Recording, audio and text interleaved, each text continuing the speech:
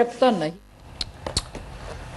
तो वित्त मंत्री निर्मला सीतारमण की प्रेस कॉन्फ्रेंस, बल्कि लंबी मैराथन प्रेस कॉन्फ्रेंस, पिछले 1.5 घंटे में उन्होंने विस्तार से यह बताने की कोशिश की कि आखिर ये 20 लाख करोड़ का जो पैकेज है, इसमें किसके लिए क्या क्या सरकार ने रखने का प्रावधान किया।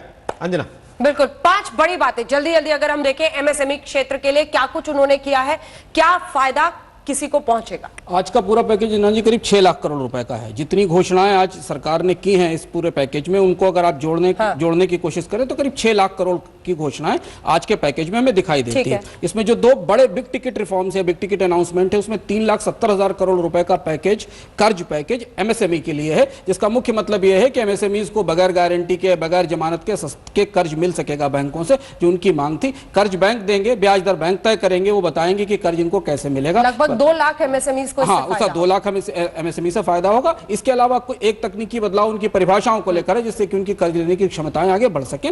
दूसरा जो बड़ा चिंताजनक पैकेज में जो बड़ा उपाय है वो है 90,000 करोड़ रुपए का बेल आउट बिजली कंपनियों को दिया गया है। कोविड लॉकडाउन के दौरान बिजली कंपनियों की हालत बहुत ज्यादा खराब है, उन पे 94,000 करोड़ रुपए का बकाए हैं प्रोडक्शन कंपनीज के लिए, तो 90,000 करोड़ रुपए का बेल आउट उनको दिया गया है। इनकम टैक्स पेयर्स के लिए एक छोटी सी राहत इसमें, खासतौर से उन लोगों के लिए जो कोई लेन देन करते हैं, खासतौर से प्रोफेशनल और कॉन्ट्रैक्ट, उनकी टीडीएस रेट में 25% की कमी की गई है, जो तत्काल प्रभाव से लागू होगी। तो यानी अगर आप कोई कहीं से आपको पेमेंट आता है और उसमें जो टीडीएस काटा जाता है वो पिछली बार से 25% कम आएगा, कटकर आएगा। अब ये किस तरह से लागू होगा, कितनी सेवाओं पर लागू होगा और इसका लाभ कैसे मिलेगा, खासतौर से उन लोगों को जो कारोबारी व्यवस्थाएं करते हैं। ये तीसरी बड़ी घोषणा है। एक महत्वपूर्ण घोषणा ईपीएफ को लेकर है कि ईपीएफ में जो सुविधा सरकार ने पहले दी थी कोरोना लॉकडाउन के दौरान शुरू होने के दौरान, कि कर्मचारियों के योगदान का एक हिस्सा सरकार जिम्मेदारी उठाएगी, वो योजना थोड़े समय के लिए और बढ़ा दी गई है। लेकिन दूसरे वाले पर एक बार जल्दी से वापस जाते हुए उन्होंने कहा कि कंज्यूमर तक इसका फायदा पहुंचे, ये पूरे साइकिल में वो देख रहे हैं। कोशिश ये है कि यदि होगा ऐसा कि बिजली में बिल में लोगों को राहत मिलेगी। बिजली बिल में राहत मिलने से ज्यादा जरूरी महत्वपूर्ण बात इस समय ये कि ये कंपनियां कैसे बनी रहेंगी, चल पाएंगी, क्योंकि इनके पास बिजली आपकी आती रहेगी और इसके लिए राज्य सरकारों को गारंटी देनी पड़ेगी इनके पैसों की। और आप देखिए ये बेल आउट, ये डिस्कॉम का तीसरा बेल आउट है पिछले 3 साल में। क्यों हुआ क्या है कि कोविड लॉकडाउन के दौरान बिजली की मांग बिल्कुल खत्म हो गई है, उद्योग चलना बंद हो गए हैं, इसलिए सारा का सारा घाटा इन कंपनियों पर। क्या समझ में आया, ये कोरोना संकट में फर्स्ट एड की कोशिश है या सर्जरी टेबल पर ले आए? मुझे लगता है ये खुराक है, इलाज नहीं है, क्योंकि इसमें बहुत सारी ऐसी चीजें तैयार करने की कोशिश की है जिनका लाभ उठाकर चीजें आगे ले जाई जा सकती। हम धीमे धीमे डेट फाइनेंस इकोनॉमी की तरफ बढ़ रहे हैं, जहां हर चीज का समाधान कर्ज ही होने वाला है। अब वो कर्ज कैसे बटेगा, उससे जमाकर्ताओं की बचत पर क्या असर पड़ेगा, ये अलग बहस का विषय है। सुधांशु त्रिवेदी, गौरव बल्लभ दोनों हमारे साथ आ गए हैं, कांग्रेस और बीजेपी से। दोनों का स्वागत है। सबसे पहले गौरव बल्लभ, फटाफट आपकी प्रतिक्रिया। वित्त मंत्री 1.5 घंटे तक प्रेस कॉन्फ्रेंस करने के बाद विस्तार से समझा के गई हैं। इस 20 लाख करोड़ के पैकेज में से 6 लाख करोड़ का उन्होंने आपके सामने बही खाता रखा है, क्या कहेंगे आप? गौरव बल्लभ जी, रोहित जी, मैं अंशुमान जी को सुन रहा था और उसी बात को आगे बढ़ाते हुए एक वाक्य बोलूंगा कि जब वित्त मंत्री जी से पूछा गया कि आपका कैश आउटफ्लो कितना है, उन्होंने जवाब नहीं दिया, क्योंकि कैश आउटफ्लो है ही नहीं। मैं सीधी सरल भाषा में पूछता हूं, एक्सपर्ट भी बैठे हैं, अंशुमान जी जानकार हैं। एक नौजवान आदमी जिसने नौकरी खोई, उसके खाते में कितना पैसा आएगा, इस सब से ये बता दो। ईपीएफ के आप फेरबदल 12% का 10% करके, अरे ईपीएफ तो खाता का एम्प्लॉय का ही होता है ना। आप अगर 12 से 10 करोगे तो जब वो सुपरएनुएट होगा तो उसको पैसा कम ही मिलेगा ना। ये 3,70,000 करोड़ का आप कर्ज दे रहे हो और वित्त मंत्री जी ने खुद ने माना कि डिसबर्समेंट हो ही नहीं रहा है, सैंक्शन हो रहा है। इसका मतलब लोग लेना ही नहीं चाह रहे हैं पैसा और आप कर्ज की खुराक दिए जा रहे हो। 6 लाख करोड़ में से अगर एक नया पैसा पीएम किसान जनधन के खाते में, जो लोगों ने नौकरी खोई है 12 करोड़ लोगों ने, उनके खाते में अगर पहुंच जाए तो मुझे बता दीजिए। अब आप इसकी घोषणाएं पे घोषणाएं करो में बोल रहे हो टीडीएस की, हम जो टीडीएस है उसकी रेट कम कर देंगे। मतलब क्या हुआ कि पहले हम 10% टीडीएस प्रतिमाह लेते थे, अब हम 4 महीने तक कुछ नहीं लेंगे, फिर उसके बाद 20% प्रतिमाह कर देंगे। अरे पैसा तो लोगों को देना ही पड़ रहा है ना।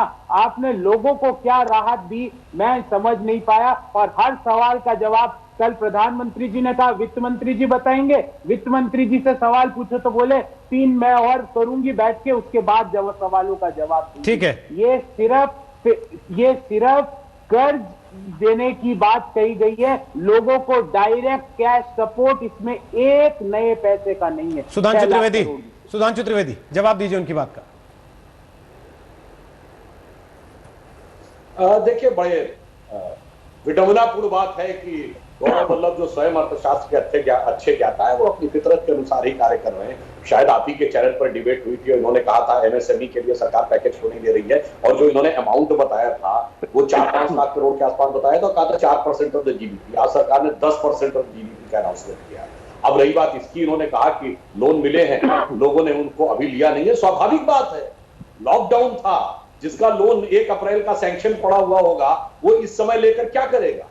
जब तक स्थिति सामान्य होगी, कारोबार दोबारा शुरू होगा, तो अक्सर वो कहेगा हम 2 महीने बाद देंगे। ये इस समय के लिए कहा, तो ऐसा थोड़ी कि साहब कई वर्षों से लोन नहीं मिला। अभी तक तो कह रहे थे लोन सैंक्शन नहीं हो रहे हैं, अब कह रहे हैं सैंक्शन हो गया तो लोग ले नहीं रहे।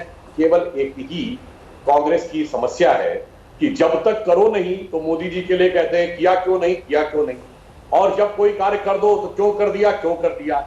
इसलिए मेरा मानना है आज के समय में बहुत ही व्यापक परिवर्तन किया। अरे साहब, एमएसएमई की परिभाषा बदल दी।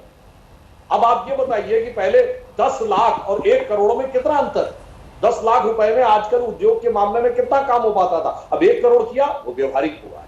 और दूसरी बात ये कर दी है कि 200 करोड़ तक का जो ग्लोबल टेंडर वाली बात कही है, इससे कई बार क्या होता था कि छोटे और मध्यम उद्योग जब आगे बढ़ते थे, सुधांशु जी उनका सवाल थोड़ा इससे इतर है। फसल से सुधांशु जी ये सारे रिफॉर्म्स हैं, ये सारी गारंटी स्कीम्स हैं सर। वो पूछ रहे हैं कि आज की तारीख में जो आदमी परेशान है, जिसकी नौकरी चली गई, जिसकी तनख्वाह नहीं आ रही, जिसको अपना भविष्य अंधकार में दिख रहा है क्योंकि पता नहीं कोविड की वजह से आने वाले कितने दिनों तक चीजें सामान्य नहीं हो पाएंगी, उसकी जेब में क्या आएगा? देखिए, ये बात कोई व्यक्ति अगर बिल्कुल ही सहज सामान्य व्यक्ति जिसको विषय की एबीसीडी भी ना पता वो पूछता तो समझ सकता था। अब कोई अर्थशास्त्री पूछे, अरे जब 3 लाख करोड़ रुपए का ये कर्जा दिया जाएगा एमएसएमई को, तो क्या उससे जॉब नहीं क्रिएट होंगे? क्या ऐसा तो नहीं 3 लाख करोड़ रुपए ले जाके वो लोग खा लेंगे? ठीक है। जब छोटे उद्योगों को मिलेगा और वह नए सिरे से अपने उद्योग का विस्तार करेंगे तो मानी बात है, जिनकी नौकरियां गई हैं सुधांशु जी, रोजगार के नए अवसर प्राप्त हो जाएंगे। सुधांशु जी मैं लौटूंगी आपके पास, उनके लिए सरकार ने, मैं लौटूंगी। सवाल सिर्फ इस बात के इर्द गिर्द है कि वो कह रहे हैं डायरेक्ट बेनिफिट ट्रांसफर, जो आपने कहा था और पहले भी राहुल गांधी कहते रहे कि आप सीधे 7,500 लोगों के अकाउंट में ट्रांसफर कीजिए, 13 करोड़ गरीबों के कीजिए। उस पर आज कुछ ऐलान नहीं हुआ है। एक तरफ निर्मला सीतारमण कह रही है लोग लोन लेना नहीं चाहते हैं कोविड तक, और आप कह रहे हैं कि लोन के लिए आपने गारंटी को कम कर दिया है। इस विरोधाभास पर चर्चा करेंगे। अंशुमान जी भी बोलना चाह रहे हैं, लेकिन कुछ उद्योग जगत की आवाजें हमारे साथ हैं।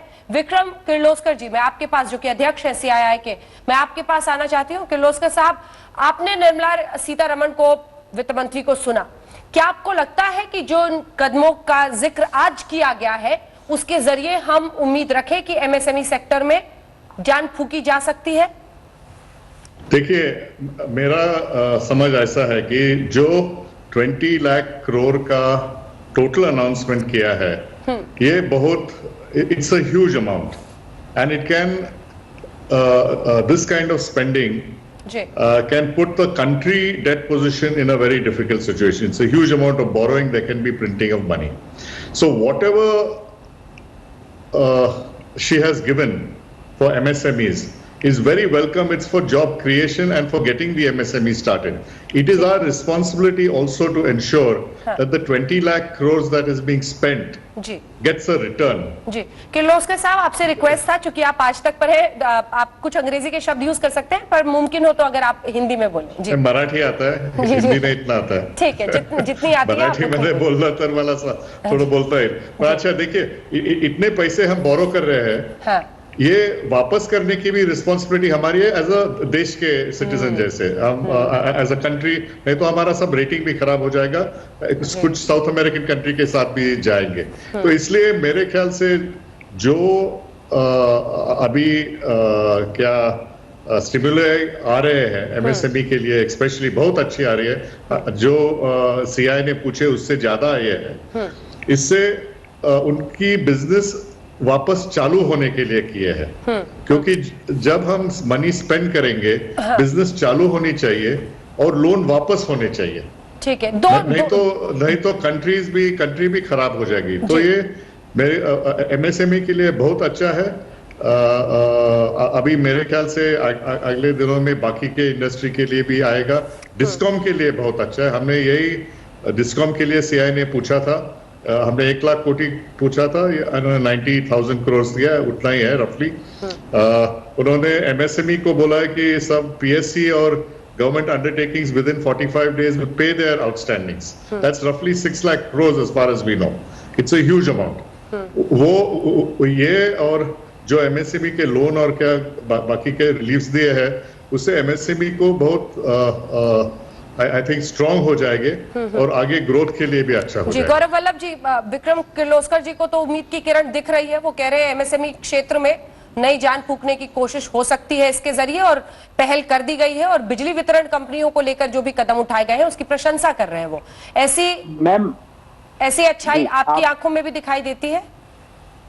मैम, मैंने अपनी बात जो कही, मैंने कहा कि आप कर्ज दे रहे हो, लोगों को चाहिए डायरेक्ट सहायता। अभी एक इमीडिएट रिलीफ की जरूरत है। सुधांशु जी ने कहा, गौरव जी ने एक प्रोग्राम में ये कहा था, सुधांशु जी आपने सुना नहीं, मैंने ये कहा था 1 लाख करोड़ की वेतन सहायता एमएसएमई को दी जाए कि वो अपने कर्मचारियों को वेतन दे सके।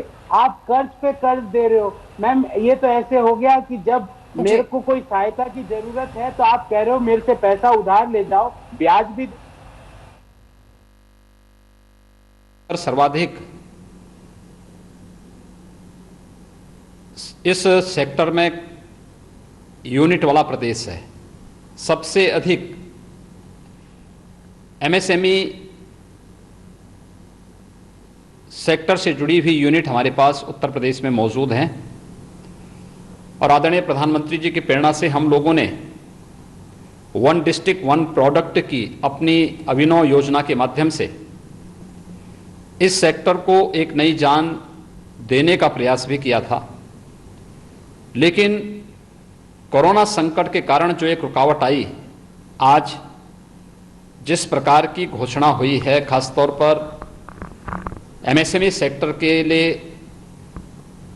3 लाख करोड़ रुपए के लोन की घोषणा, इस सेक्टर में कार्य करने वाली यूनिट को अलग से मदद देने के साथ ही देश के अंदर इस सेक्टर में काम करने वाले जो कर्मी हैं उनकी ईपीएफ की समस्या के समाधान करने के लिए भी जो महत्वपूर्ण कदम उठाए गए हैं, ये अभिनंदनीय हैं।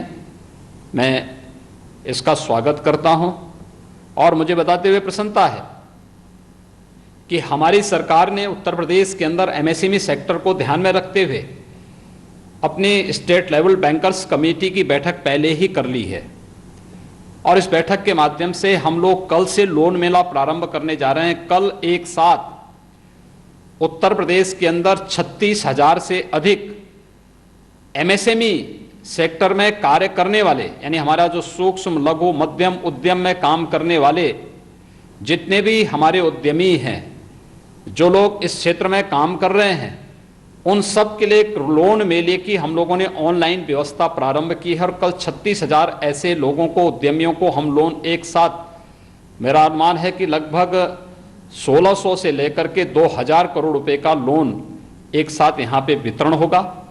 आज की इस घोषणा के साथ ही माननीय वित्त मंत्री जी के द्वारा एमएसएमई सेक्टर को नई ताकत देने के लिए जो एक प्रयास प्रारंभ हुआ है, ये वास्तव में भारत की वह ताकत है जिसे मंत्री योगी आदित्यनाथ तारीफ कर रहे हैं सरकार के कदमों की। हमारे साथ सुमंत सिन्हा भी इस समय लाइव मौजूद हैं, जरा उनसे भी एक कमेंट फटाफट ले लें। सुमंत जी, दोनों की बात आपने सुन ली, बल्कि चारों की, वित्त मंत्री की भी बात आपने सुनी, योगी आदित्यनाथ की भी, और सुधांशु त्रिवेदी के साथ साथ गौरव वल्लभ की भी।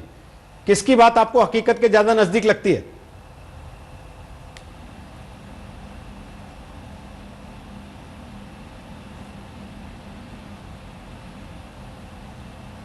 पैकेज वो अपने आप में बहुत ही बड़ा पैकेज है, और इसको अब वित्त मंत्री धीरे धीरे करके अनाउंस कर रहे हैं कहाँ कहाँ ये पैसे जाएंगे और पैसे आएंगे कहाँ से, ये भी वो अनाउंस कर रही हैं। तो इसमें सबसे पहला जो उन्होंने अनाउंसमेंट दिया वो एमएसएमई सेक्टर के लिए था, और मुझे लगता है इससे ये आप अनुमान लगा सकते हैं कि कितनी इम्पोर्टेंस सरकार एमएसएमई क्षेत्र के ऊपर रख रही है। और क्यों रख रही है? क्योंकि ये जॉब क्रिएशन सेक्टर है, यहीं से जॉब्स आते हैं, सबसे ज्यादा जॉब्स इसी सेक्टर में आते हैं। तो इस सेक्टर के लिए 3 लाख करोड़ रुपए का एक क्रेडिट स्कीम निकालना मुझे लगता है बहुत अच्छी बात है, क्योंकि इससे आपका एम्प्लॉयमेंट जनरेशन फिर जो है वो मेंटेन होगा, आगे जाके एम्प्लॉयमेंट जनरेशन भी होगा और उससे अल्टीमेटली लोगों के जेब में पैसे जाएंगे। तो इसलिए मुझे लगता है कि बहुत अच्छा स्कीम है ये, सरकार का काफी अच्छा आइडिया था ये करने का, और काफी उन्होंने और भी चेंजेस किए हैं जिससे आप कह सकते हैं कि रिफॉर्म मेजर्स हैं। लेकिन सुमन जैसे जी, कि एमएसएमई का डेफिनेशन बढ़ा दिया सुमन जी, चेंज कर दिया है। सरकार कह रही है कि हम जॉब देने वाले को एम्पावर करेंगे, वो जॉब दे दे, आदमी कर्जा ले और अपने आप चुकाने की स्थिति में आ जाए। कांग्रेस कह रही है कि आप कर्जा मत दीजिए, आप सीधे पैसे दे दीजिए आदमी को। क्या बेहतर है दोनों में से? देखिए, अगर आप ऑपोजिशन में हैं तो जो कांग्रेस कह रही है वो ठीक कह रही है। अगर आप सरकार में हैं और आपको रिस्पॉन्सिबल गवर्नमेंट चलानी है तो फिर जो सरकार कर रही है वो ठीक कर रही है। वो डिपेंड करता है आप कहाँ बैठे हैं। लेकिन मुझे लगता है जहां तक इकोनॉमी का सवाल है, ऐसे ही पैसे यहाँ वहां सब जगह बांट देना, चाहे जो भी स्थिति हो आज के जमाने में कोविड को लेके, वो ठीक उचित नहीं है, क्योंकि अल्टीमेटली ये पैसे कहीं से तो आने हैं। अगर वो एमएसएमई नहीं रीपे करेगा तो देश कहां से रीपे करेगा? जैसे विक्रम किर्लोस्कर साहब बोल रहे थे कि अल्टीमेटली हमें देश को ही तो वापस करने वो पैसे, आखिर हम भी कहीं से बोरो करेंगे उसको, तो कहीं ना कहीं किसी ना किसी को तो पैसे वापस करने ही पड़ेंगे। तो ये इससे अच्छा है कि भाई सरकार एक बहुत अपने पर जिम्मेदारी ले ले जो बाद में वो नहीं चुका पाए। उससे अच्छा है कि जितने सारे एमएसएमईज हैं उनके ऊपर थोड़ा सा एक्स्ट्रा बोझ डाले और उनको बोले कि भाई आप पैसे लो, अपना कारोबार संभालो, आगे बढ़ाओ, और जैसे जैसे आपके पास पैसे आएंगे वैसे वैसे आप इनको वापस कर देना। ठीक। अगर नहीं वापस कर पाए तो ये एक नॉन कोलैटरलाइज स्कीम है, तो अगर उसमें वो पैसे नहीं वापस कर पाए तो सरकार, मुझे लगता नहीं है कि ये बोलेगी भैया इसलिए आप अपना दुकान बंद कर दो और अपना बिजनेस को छोड़ दो। तो एक तरह से आप ये समझ लीजिए कि काफी लो लेवल पे, लो रिस्क लेवल पे लोगों को लोन मिल रहे हैं। हाँ, प्रोफेसर साहब हाथ उठा रहे हैं, लेकिन प्रोफेसर साहब थोड़ा सुधांशु जी को भी बोलने दीजिए। और इसीलिए सांसद जी अब हमें ये समझाइए कि जिस डिस्ट्रेस की बात लगातार हो रही थी, क्या आपको लगता है कि ये जो जितने भी कदम है, चाहे गारंटी के बिना लोन दिए जाएं, 2 लाख एमएसएमईज को इससे फायदा होगा, या बिजली वितरण के, सबका असर देखने में काफी वक्त लग जाएगा, और जिस डायरेक्ट डिस्ट्रेस को एड्रेस करने की बात हो रही थी उसमें वैसे कदम नहीं दिख रहे? तो देखिए, यह आपकी बात में कुछ हद तक सत्य है, परंतु आप गंभीरता से देखेंगे तो आपको उत्तर दिखेगा। समाज का वो तबका जो बहुत निर्धन है, जिसको एकदम तात्कालिक राहत चाहिए, वो 3 महीने बाद और 6 महीने बाद क्या होगा उसकी प्रतीक्षा नहीं कर सकता, तो उसको चाहे उज्ज्वला योजना में गैस के सिलेंडर मुफ्त मिलना हो, अथवा अपने बीपीएल राशन कार्ड के अलावा एक्स्ट्रा खाद्यान्न मिलना हो, अथवा महिलाओं के अकाउंट में 500 रुपया महीना मिलना हो, अथवा 2000 रुपए की किस्त मिलनी हो, ये सब चीजें तो सीधे दी जा रही है, और जिनके पास नहीं है राशन कार्ड उनको भी दिया जा रहा है। परंतु जो अभी विक्रम किर्लोस्कर जी ने कहा, जो सिन्हा जी ने कहा कि भाई अगर ये पैसा हमें वापस भी तो लेना है ना, रिप्रोडक्टिव, तो बजाय इसके कि जो गौरव वल्लभ जी कह रहे हैं कि आप एक मुश्त पैसा, पर सुधांशु जी, डॉक्टर आपसे कह रहा है सर्जरी करा लो, आप कह रहे हैं कि नहीं हम तो होम्योपैथी का इलाज में यकीन रखते हैं। उसके बाद जो अंतर है ना सर? नहीं, आप मेरी बात समझिए ना, ये सर्जरी नहीं है साहब, आप तो मेरी बात समझिए। सर्जरी कई बार क्या होता है, जब बीपी बहुत लो हो जाए तो सर्जरी घातक हो जाती है, तो पहले आपको बीपी को नॉर्मल पे लाना है और उसके बाद सर्जरी करना है। और दूसरा, मैं विनम्रता से पूछना चाहता हूं कांग्रेस के अपने प्रतिनिधि महोदय से कि कौन सा प्रावधान ये अधिकृत करता है सरकार को कि वो प्राइवेट सेक्टर के एम्प्लॉय को सीधे सैलरी दे सकते? देखिए, पैसा देना अलग बात है, जैसे आप 500 रुपए 2000 दे रहे हैं, आपने वेतन कहा। देखिए, मैं विश्वविद्यालय में काम कर चुका हूं और आप भी संस्थान में काम कर चुके हैं। अरे यहां पर सरकार सीधे सैलरी नहीं देती भाई, वो विश्वविद्यालय को देती, विश्वविद्यालय अपने मत से तय करते हैं किसको क्या तनख्वाह मिलनी है, सिर्फ गवर्नमेंट एम्प्लॉय को सीधे ट्रेजरी से मिलती है। ठीक है, संतोष, नियम और व्यवहारिकता दोनों आपके इस बात में दिखाई नहीं पड़ती। ओके, संतोष मेहरोत्रा जी से कमेंट लेना, उसके पहले गौरव वल्लभ जवाब दे दीजिए फटाफट। जी, रोहित जी, उत्तर प्रदेश के मुख्यमंत्री जी ने सच बोल दिया कि लोन मेला है ये, जबकि करना कैश सहायता मेला करना चाहिए था आपदा के समय। आपदा के समय ये लोन मेला लगाने की जरूरत नहीं थी। उत्तर प्रदेश के मुख्यमंत्री ने सही बोला कि 20 लाख करोड़ का लोन दे रहे हैं हम। लोन, ये पैकेज नहीं है, ये सहायता नहीं है, ये लोन दिया जा रहा है 20 लाख करोड़ का। ये बात से मैं सहमत हूं कि ये 20 लाख करोड़ का लोन के लिए लिक्विडिटी दी जा रही है बैंकों को। हाँ, ये बात से मैं सहमत हूं। दूसरा, आपने बोला सुधांशु जी, कौन सा नियम? अरे पूरा दुनिया, भले वो अमेरिका हो, इंग्लैंड हो, पे चेक प्रोटेक्शन प्रोग्राम लगा रही है। लोगों की नौकरी जा रही है तो उसको पैसा दे रही है, उसकी नौकरी जो उसकी लास्ट ड्रॉन सैलरी थी। आप जब हर चीज उनकी तुलना करते हो, कभी उनका ये चीज भी सीख लेते। मध्यम आय वर्गीय लोगों की नौकरी गई है, उनके घर में सैलरी की कटिंग हुई है, और आप यहाँ पे लोन मेला लगा रहे हो। लोन मेला मत लगाओ सर, इमीडिएटली कैश सहायता मेला लगाओ, ताकि गरीब के घर में राशन भी पहुंच सके। जिसकी नौकरी गई है वो पैदल नहीं, ट्रेन में बैठ के अपने घर भी पहुंच सके। जो लोग जिन्होंने एमएसएमई में अपना पूरा व्यापार खो दिया, वो कम से कम लोन का एप्लीकेशन भरने के लिए। ठीक, अंशुमन जी, समय खत्म हो गया। हालांकि बहुत छोटा सा क्लोजिंग कमेंट, हालांकि बहस अब लंबी चलेगी आगे भी। मेरे दो सवाल थे सुधांशु जी से, छोटे छोटे। एक तो महत्वपूर्ण बात है समझना, ये समझ में नहीं आ रहा है कि अभी 1 महीने पहले तक सरकार कंपनियों से कह रही थी कि हम आपके लोन की वसूली रोक रहे हैं और हम आपको मॉरेटोरियम दे रहे हैं, और 1 महीने बाद सरकार उनको नया लोन देने लगी। ऐसा कैसे हो सकता है कि 6 महीने पहले जो लोग अपने लोन की किस्तें नहीं चुका पा रहे थे लॉकडाउन के कारण, वो नया लोन लेने कैसे आ जाएंगे? दूसरा एक बड़ा सवाल है कि भारत के एसएमई सेक्टर में सरकार की अपनी रिपोर्ट बताती है 10,56,000 करोड़ रुपए के आउटस्टैंडिंग लोन एसएमईज पर अभी खड़े हुए हैं। 10,56,000 करोड़ के लोन है। तो जो पहले से ही बीमार है, जो पहले से ही कर्ज में फंसा हुआ है, वो क्या नया कर्ज लेने आगे आएगा? और इसका इशारा आज वित्त मंत्री ने अपनी प्रेस कॉन्फ्रेंस में भी कहा। विस्तार से आगे बात करेंगे। सुधांशु जी के स्थान पर बीजेपी से और प्रवक्ता आ जाएंगे, क्योंकि ब्रेक के बाद हल्ला बोल होगा और इसी विषय पर आज लंबी चर्चा होगी। एक छोटे से ब्रेक के बाद हम लौट रहे हैं। आप देख रहे हैं आज।